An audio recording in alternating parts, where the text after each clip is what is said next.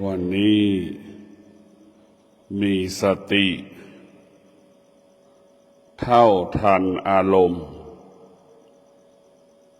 มีสติละอารมณ์มีสติอยู่เหนืออารมณ์อารมณ์ทั้งหลายความรู้สึกทั้งหลายเกิดจากตาที่เห็นรูปเกิดจากหูได้ยินเสียงจมูกได้สัมผัสกับกลิ่นลิ้นสัมผัสกับรสกายเราสัมผัสถูกต้องเราจะมีสติรู้อารมณ์มีสติรู้ทำลายความรู้สึกที่มาปรากฏกับตาหูจมูกลิ้นกายใจของเรามีสติรู้ว่าความรู้สึกสารพัดความรู้สึกสุขก็ดีทุกข์ก็ดีพอใจก็ดีไม่พอใจก็ดีร้องไห้เสียใจเศร้าโศกรำพันสิ่งเหล่านี้มันไม่เที่ยงให้เรารู้ว่าสิ่งเหล่านี้มันไม่เที่ยงให้เรารู้ว่าสิ่งเหล่านี้เป็นสิ่งที่คงสภาพเดิมไม่ได้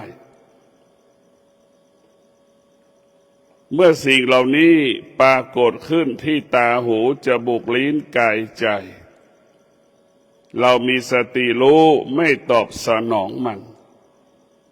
เรามีสติรู้อยู่เหนือมัน เราอยู่เหนือมัน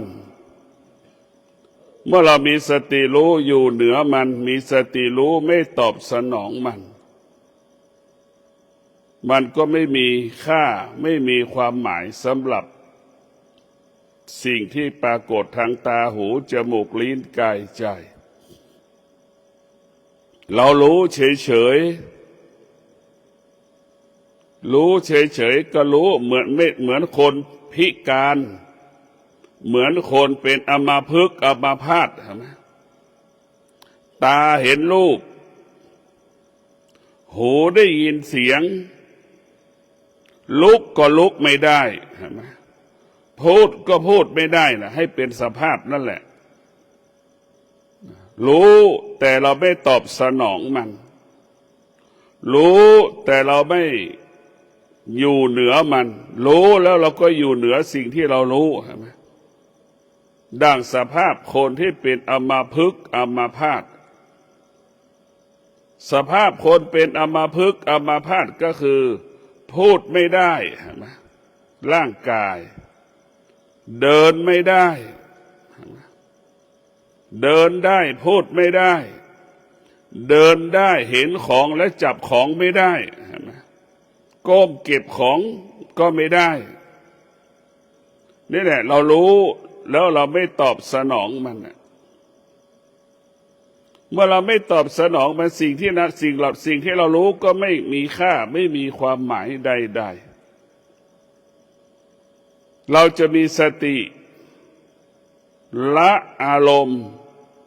ละความรู้สึกแล้วจงรับรู้ว่าอารมณ์ความรู้สึกเป็นสิ่งที่ไม่ทนเป็นสิ่งที่ทนได้ยากดังเช่นสุขที่มันปรากฏดังเช่นทุกข์ที่มันปรากฏเกิดขึ้นขนาดหนึ่งเวลาหนึ่งเดี๋ยวมันก็จากเราไปเดี๋ยวมันก็ระเหยแห้งเหมือนน้ำที่อยู่ในถ้วยแห้งไปหมดเหมือนน้ำที่มันท่วมน่ะเหมือนน้ำฝนที่มาจากอำเภอแม่สายเห็นไหมมันน้ำท่วมมันก็แห้งเป็นหมดเหมือนน้ำปิงที่มันกำลังท่วมเชียงใหม่เนี่ยมันก็แห้งไปแล้วนี่แหละสิ่งเหล่านี้มันเป็นไม่เที่ยงทั้งสิ้น ความทุกข์ก็เป็นของไม่เที่ยงความสุขก็เป็นของไม่เที่ยงความสุขก็เป็นแค่ความรู้สึกความทุกข์ก็เป็นแค่ความรู้สึกสิ่งเหล่านี้เราไม่ควรไปยึดติดสิ่งเหล่านี้เมื่อเราเข้าไปยึดติดเราก็จะตกอยู่ใต้อำนาจที่ตาไปเสวยอารมณ์ในรูปหูไปเสวยอารมณ์ในเสียงจมูกไปเสวยอารมณ์ในกลิ่นลิ้นไปเสวยอารมณ์ในรสชาติกายแล้วก็ไปเสวยสิ่งที่กระทบกับกาย สิ่งที่เราสัมผัสกับกายสิ่งเหล่านี้มันก็เหมือนกาวดักหนูถ้าเราเข้าไปเสวยอารมณ์เหมือนกาวดักหนูเราไปเสวยอารมณ์มันก็เหมือนหนูติดกาวออกมายากออกได้ยากเพราะเราไปติดในตัวสุขตัวทุกข์ไปติดในความรู้สึกที่เป็นเวทนาทั้งสิ้น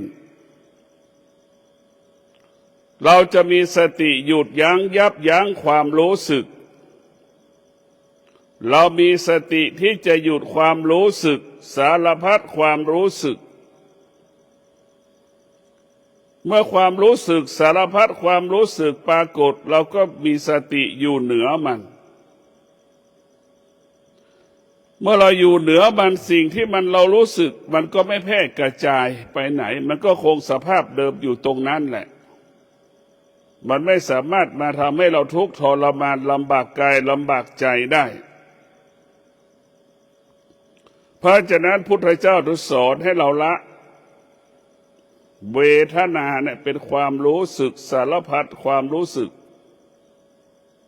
มันไม่มีคำว่าจบสิ้นมันปรากฏเวทนาทางตาพอทางตาเสร็จไปทางหูเห็นไหมไปทางหูเสร็จก็ไปทางจมูกทางจมูกเสร็จก็ไปทางลิ้นจากทางลิ้นก็มาทางกายเราก็นึกดูว่ากายตาของเรานี่เห็นไหมมันก็ไปอยู่เวียนไปอย่างนี้แหละอยู่ใต้อำนาจเวทนาความรู้สึก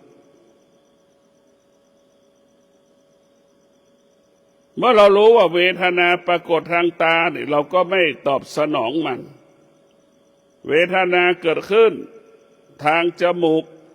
ทางหูทางลิ้นทางกายเราก็ไม่ตอบสนองมันให้เรารู้ความรู้สึกมันเกิดขึ้นตลอดเวลาดัง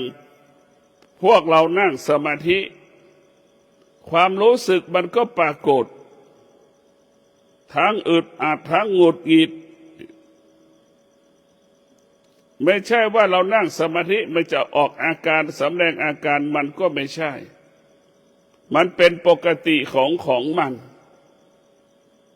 เวทนาเนี่ยมันมีอยู่เป็นอยู่ในร่างกายของเราหมดทางตาทางหูจมูกลิ้นกายใจสิ่งเหล่านี้มันเป็นปกติไม่ใช่เพิ่งเกิดไม่ใช่เพิ่งมีเรียกว่ามันมีพร้อมกับโลกมันเกิดขึ้นมาพร้อมกับโลกโลกเสื่อมสลายเวทนาไม่มีคำว่าเสื่อมสลายเวทนาก็คงสภาพเดิมอยู่เหมือนเชื้อโรคเวทนาก็เหมือนเชื้อโรคมีอยู่เป็นอยู่บนโลกใบนี้เชื้อโรคมันมีอยู่เป็นอยู่ถ้าเราเข้าไปยึดติดเมื่อไหร่เวทนาก็จะปรากฏทันทีเราละอารมณ์ละความรู้สึกละความนึกคิดความคิดเป็นเหตุให้เกิดความทุกข์ความทุกข์เกิดเพราะเราไปเสวยอารมณ์ในความคิดเราไปปรุงแต่งในความคิดจากไม่มีตัวตนให้มีตัวตนจากไม่มีรูปให้เป็นรูปเนี่ยมันเป็นอย่างนี้เอาความรู้สึกไปเป็นรูปเป็นตัวเป็นตนมันจึงเกิดอาการสำแดงอาการ เหมือนวัวควายถูกล่ามโซ่แล้วแหละถูกเชือกมันไม่เกิดอาการไม่พอใจเหมือนเราไปจับหมูมามัดไว้นั่นแหละมันก็เกิดอาการไม่พอใจเพราะฉะนั้นพวกเราทั้งหลายเรามีสติเราก็จะหยุดสิ่งที่ปรากฏทางตาได้เรามีสติเราก็จะหยุดสิ่งที่ปรากฏทางหูได้เรามีสติเราก็สามารถหยุดสิ่งที่มันปรากฏทางจมูกได้เรามีสติเราก็สามารถหยุดสิ่งที่ปรากฏทางลิ้นเราได้เรามีสติเราก็สามารถหยุดสิ่งที่กระทบกับกายสัมผัสกับกายเราได้เมื่อเรามีสติเท่านั้นสติจึงเป็นเครื่องป้องกันรูปเวทนาสัญญาสังขารทั้งหลายเนี่ยถ้าเรามีสติเราก็รู้ว่าขันธ์ห้ามันเป็นปกติของมันเมื่อเรามีสติเราก็อยู่เหนือรูปเวทนาสัญญาสังขารวิญญาณทั้งหลายเนี่ยเราต้องอยู่เหนือมันรูปมันก็ไม่เที่ยงเราก็อยู่เหนือมันไม่ตอบสนองมันรู้มันเวทนาเราก็รู้มันอยู่เหนือมันเรารู้หมดเลยสัญญาเราก็รู้มันเรารู้มันหมดรู้ขันธ์ห้าเราก็อยู่เหนือขันธ์ห้าเห็นไหมมันก็มีแค่นี้ไม่ต้องมีอะไรเมื่อเรารู้ว่าขันธ์ห้ามันไม่เที่ยงเราก็อยู่เหนือมันก็จบไม่ต้องไปปรุงแต่ง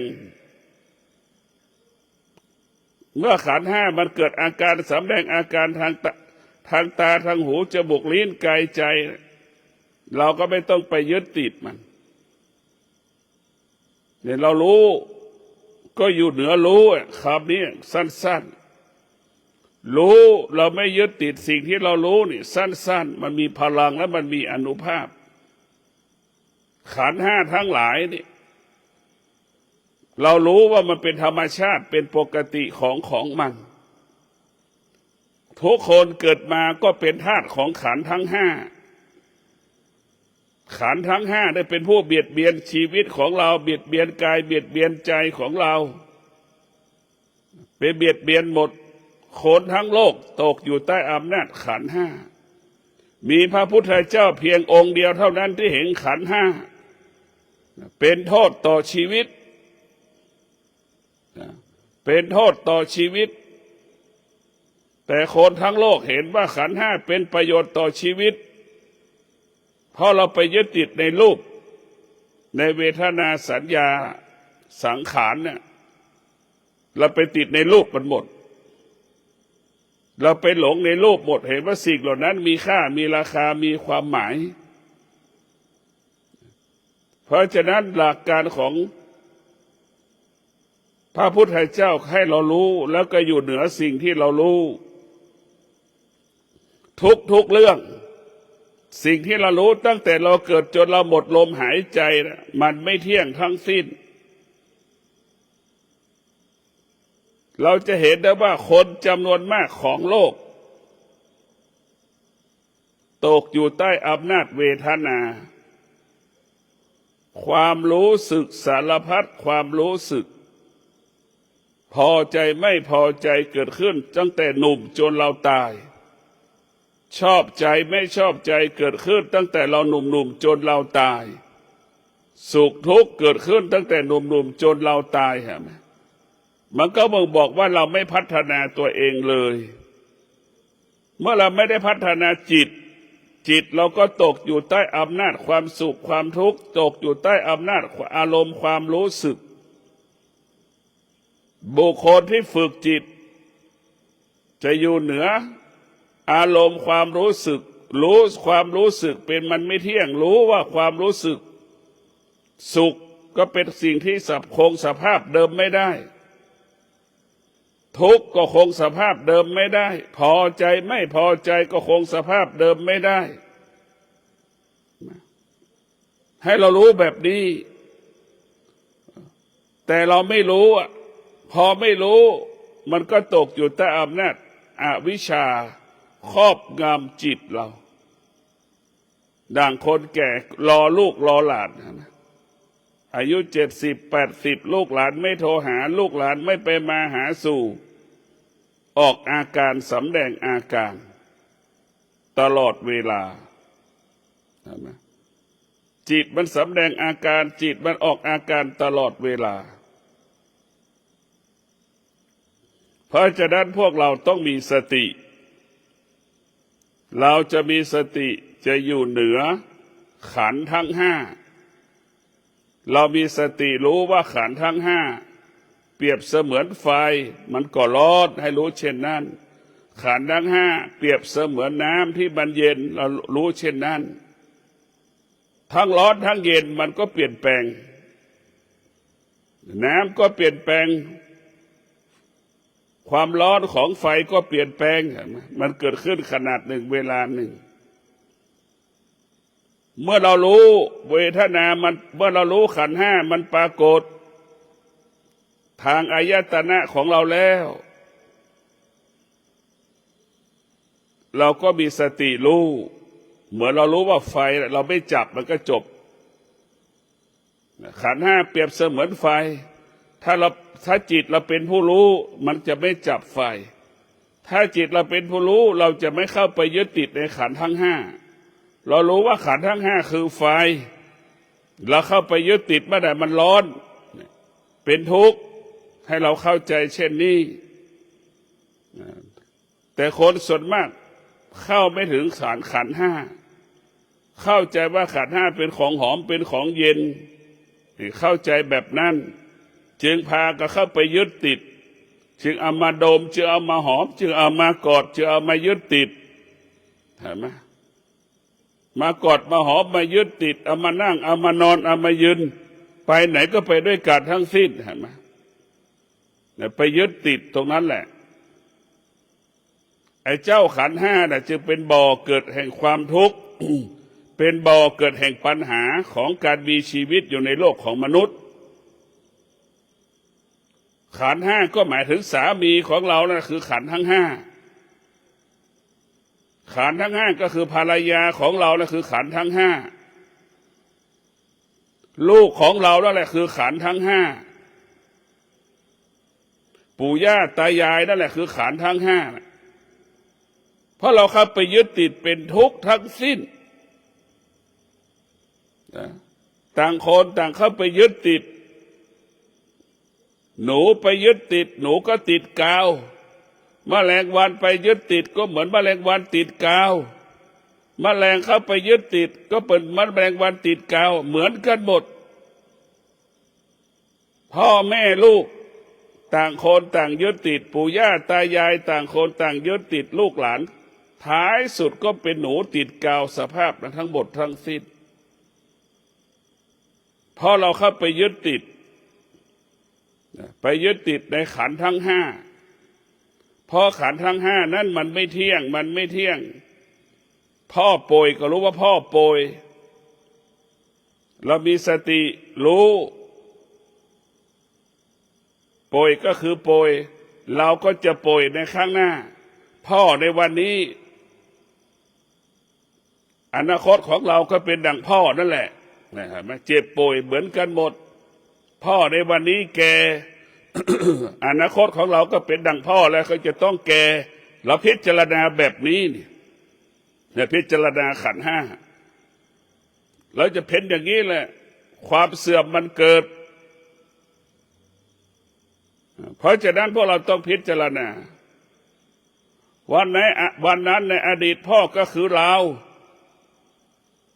คือยังไงคือเป็นลูกหนุ่มๆกำลังดีเห็นไหมวันนั้นในอดีตเป็นอย่างลูกอนาคตลูกก็เป็นดังพ่อเห็นไหมเรียกว่าหงายแล้วก็คว่ำแล้วก็หงายเราจะเห็นสองอย่างสมัยพ่อเป็นเด็กๆหนุ่มๆก็เหมือนเราทุกอย่างพอพ่อเราแก่ความอ่อนแอทั้งกายทั้งจิตก็เกิดขึ้น อนาคตของเราก็เหมือนดังพ่ออีกเหมือนปู่ย่าตายายแล้วนั่นแหละอนาคตของเราเป็นเช่นนั้นถ้าเรามีสติเรามีปัญญาเราจะไม่กลัวความโรคภัยไข้เจ็บที่มันปรากฏ ถ้าเรามีสติมีปัญญาเราจะไม่หวั่นไหวเมื่อโรคภัยไข้เจ็บความแก่ความเจ็บความตายมาปรากฏเพราะเราเข้าใจว่ามันเป็นเช่นนี้เป็นแบบนี้เสมอเหมือนกันหมดเหมือนกันหมดไม่มีใครเกิดมาไม่แก่ไม่เจ็บไม่ตายไม่มีจะเป็นโรคไม่เป็นโรคมันก็แก่มันก็เจ็บมันก็ตายจะรักษาไม่รักษามันก็แก่มันก็เจ็บมันก็ตายให้เรามีสติรู้กับความแก่ความเจ็บความตายเป็นของธรรมชาติเป็นของธรรมดาของมันมีแม่บางคนมีลูกบางคนผิดปกติไปยึดติดในลูกไปยึดติดในบุคคลเวลาลูกเจ็บป่วย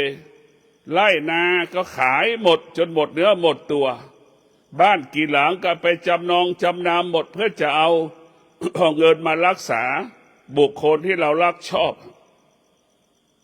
เดี๋ยวว่ารักขาดสติเมื่อเราขาดสติก็จะเบียดเบียนเราหมดทั้งสิ้นมันจะขาดสติเมื่อขาดสติเบียดเบียนกายใจของเราหมดเบียดเบียนทรัพย์สมบัติของเราหมดดังที่ได้กล่าวแล้วว่าธรรมชาติเบียดเบียนกายและใจของเราธรรมชาตินั้นมันข่มขืนจิตใจเราตลอดเวลาเห็นไหมธรรมชาติมันข่มขืนจิตใจเรานะตาเราเห็นรูปเนี่ยเห็นไหมหูไม่ได้ยินเสียงเนี่ยมันคิดเองเองแหละมันข่มเรียกว่าข่มขืนจิตใจเราทำลายกายและใจของเราทำลายทรัพย์สมบัติของเรานี่คือธรรมชาติตรงข้ามกับธรรมะจะสร้างสรรค์ชีวิตของเราทำให้จิตใจเราสบายทำให้กายเราสบายเห็นไหมทำให้จิตสงบให้กายสงบธรรมะจะสร้างสรรค์ชีวิตของเราสร้างสรรค์ชีวิตของเราส่งเสริมชีวิตของเราให้เกิดคำว่ายั่งยืนและงอกงามธรรมะเท่านั้นที่จะตอบโจทย์เราได้ธรรมชาติเป็นผู้เบียดเบียนดังเช่นสามีเบียดเบียนภรรยาภรรยาเบียดเบียนสามีเห็นไหมเบียดเบียนกายใจซึ่งกันและกันอยู่ด้วยกันไม่มีความพร้อมที่จะให้การกับเบียดเบียนกันแล้วเหมือนลูกเบียดเบียนพ่อพ่อเบียดเบียนลูกพ่อแม่เบียดเบียนลูกลูกเบียดเบียนพ่อแม่เหมือนกันหมดเบียดเบียนทางกายเบียดเบียนทางใจเบียดเบียนทรัพย์สมบัตินี่คือธรรมชาติมันเบียดเบียนมันไม่มีคำว่าสร้างสรรค์แต่คนทั้งโลกเข้าใจว่าธรรมชาติเป็นสิ่งที่สวยงามคนทั้งโลกเข้าใจว่าธรรมชาติเป็นสิ่งดีงามแต่เราเข้าไปดูแล้วธรรมชาตินี่แหละมันจะเป็นสิ่งที่ชั่วร้ายก็ว่าได้มันเบียดเบียนเราหมดธรรมชาติว่าด้วยเรื่องกิเลสมันเป็นธรรมชาติความโลภความโกรธความหลงเป็นธรรมชาติเห็นไหมธรรมชาติเปรียบเสมือนไฟธรรมะเปรียบเสมือนของหอมหรือของเย็นเห็นไหมธรรมชาติเปรียบเสมือนของเน่าของเหม็นมันต่างกันแล้วธรรมชาติมนุษย์มันจะอยู่กับของร้อนหรืออยู่กับของเน่าของเหม็นมันไม่มีหรอกธรรมชาติของมนุษย์อยู่กับของหอมของเย็นเห็นไหมแต่ความเป็นจริงมนุษย์อยู่กับของเน่าของเหม็นเนี่ยไม่ได้อยู่กับของหอมของเย็นเลยสามีของเราก็เป็นของร้อนเห็นไหมไม่ตอบสนองเราก็เป็นทุกข์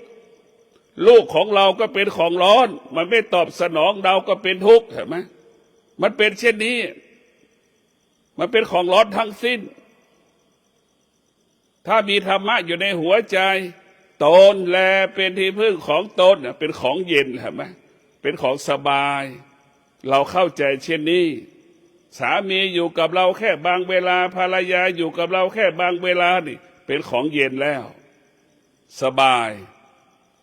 ให้เราเข้าใจอย่างนี้เราต้องเข้าใจเรื่องความเป็นจริงเห็นตามความเป็นจริงแล้วก็ละความจริง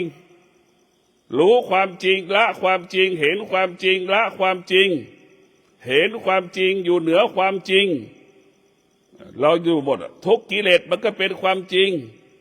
เห็นไหมมันเป็นความจริงทั้งสิ้น แม้กระทั่งเรารู้ก็เป็นความจริงรู้เป็นเรื่องอดีตอีกแล้ว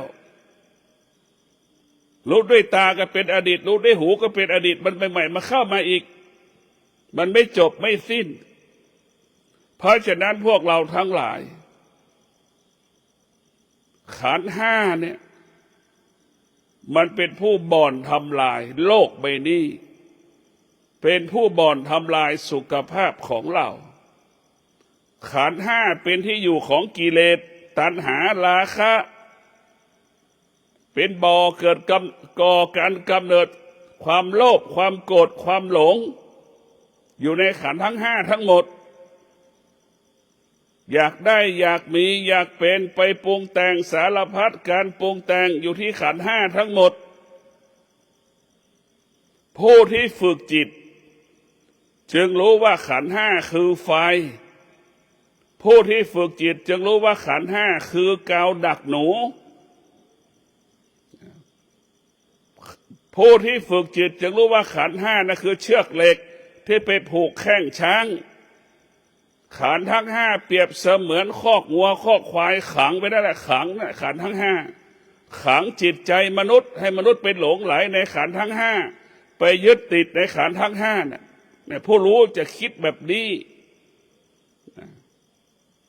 เพราะฉะนั้นพวกเราทั้งหลายผู้รู้ทั้งหลายจึงละขันธ์ห้าโดยมีสติด้วยมีสติกับปัญญาละขันธ์ทั้งห้าสติปัญญาจะบอกให้เราละขันธ์ทั้งห้าเมื่อเราขาดสติกับปัญญาเราก็จะไปยึดติดในขันธ์ทั้งห้าถ้าเรามีสติมีปัญญาเมื่อไหร่เราจะไม่ตามขันธ์ทั้งห้าตานี่ก็เป็นขันธ์ทั้งห้าหูก็เป็นขันธ์ทั้งห้าจมูกก็เป็นขันธ์ทั้งห้าลิ้นก็เป็นขันธ์ทั้งห้ากายของเราเป็นขันธ์ทั้งห้าหมดร่างกายของเราเนี่ยมันก็ย่อเหลืออายตนะเป็นตัวออกมาชัดเจนที่สุดตาเห็นรูปก็ไปยึดติดเหรอไหมไปหลงไปปรุงแต่งหูก็เป็นเช่นนั้นได้ยินเสียงไปยึดติดไปหลงไปปรุงแต่งจมูกก็เป็นเช่นนั้นสัมผัสกับกลิ่นหลงยึดติดไปปรุงแต่งลิ้นก็ไปเข้าไปยึดติดในรสไปยึดติดปรุงแต่งเหมือนกันหมดแล้วเราจะไปไหนได้ล่ะเพราะว่าชีวิตเราตกอยู่ใต้อำนาจขันธ์ทั้งห้าเมื่อเรารู้ว่าขันธ์ทั้งห้ามันเป็นของเน่าเป็นของเหม็นเราต้องรู้ว่าขันธ์ทั้งห้าเป็นของเน่าเป็นของเหม็นขันธ์ทั้งห้าของเราเป็นของเน่าของเหม็นตั้งแต่เส้นผมของเรามาเห็นไหมมันมีแต่น้ำมันเราไปเอาจอบผมนี่ผมเรามีแต่น้ำมันใบหน้าเรามีแต่น้ำมันคือมันไม่มีอะไรที่เป็นของสวยของงามมีแต่สกปรกทั้งสิ้นขันธ์ทั้งห้าก็คือของเน่าของเหม็นสำหรับผู้รู้ขันธ์ทั้งห้าเป็นของสวยของงามสำหรับผู้ที่ไม่รู้ผู้รู้คือผู้รู้ด้วยวิชารู้ด้วยปัญญา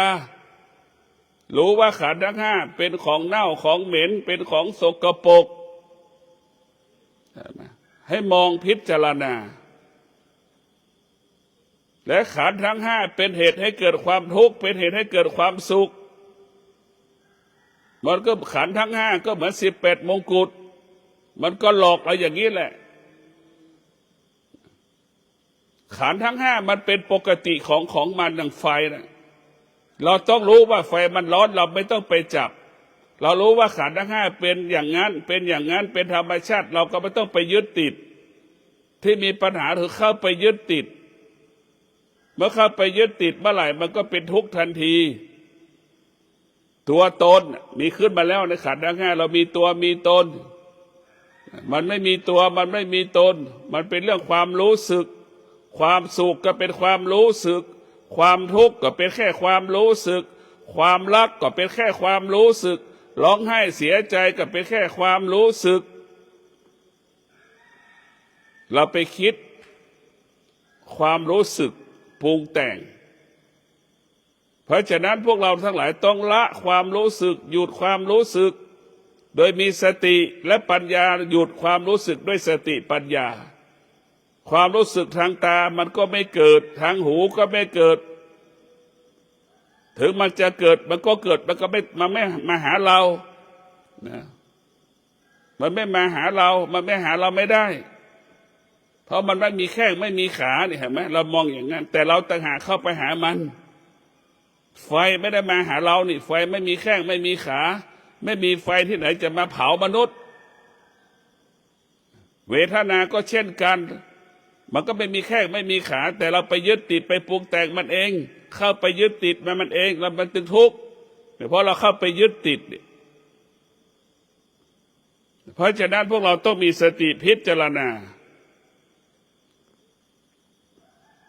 รูปทั้งหลายไม่เที่ยง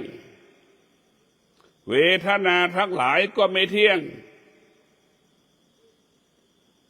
สัญญาทั้งหลายก็ไม่เที่ยงมันไม่เที่ยงทั้งสิ้น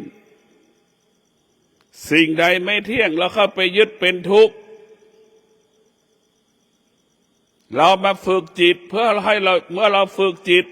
ถ้าเราอยู่ขันธ์ทั้งห้าเปรียบเสมือนช้างสติปัญญาเปรียบเสมือนควานช้างที่อยู่หลังช้างเห็นไหมเรากำกับขันธ์ทั้งห้าได้รู้มันเราอยู่เหนือมันเห็นไหมรู้มันอยู่เหนือมันเหมือนเราอยู่ในหลังช้างนั่นแหละกำกับช้างได้ควบคุมช้างได้กำกับมันได้ขันธ์ทั้งห้าปรากฏเราก็รู้อยู่กับมันได้เราไม่ตอบสนองมันเห็นไหมมันก็เป็นเช่นนั้นแหละถ้าขันธ์ทั้งห้าเป็นเสือเราก็รู้มันนี่เสือน่ะเราก็รู้มันเท่าทันมัน